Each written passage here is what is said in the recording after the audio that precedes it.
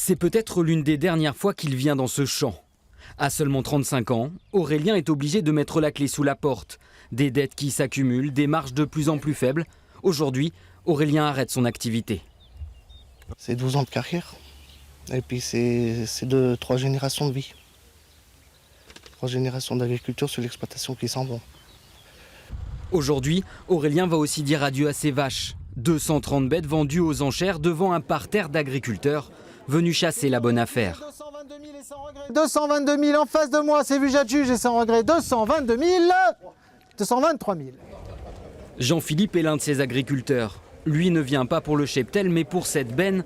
Face à la situation, c'est une occasion, mais aussi un crève-cœur pour ce céréalier. Ça fait mal au ventre de venir voir un collègue comme ça, qui est dans la détresse. Je pense qu'il a investi peut-être de trop. Quand je vois le bâtiment, là, c'est énorme.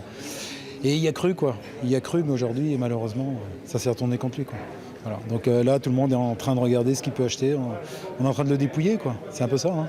Ça fait mal au ventre, ouais. Ça fait mal au ventre. En 2008, puis en 2016, les crises du secteur céréalier l'ont lui aussi presque fait fermer boutique. Jean-Philippe, Aurélien, deux symboles de la situation agricole. C'est pas courant, pour mon département en tout cas, mais ça arrive plusieurs fois dans l'année effectivement que des exploitations agricoles soient déclarées en liquidation judiciaire et vendues. Grâce aux enchères, une grosse partie de la dette sera remboursée.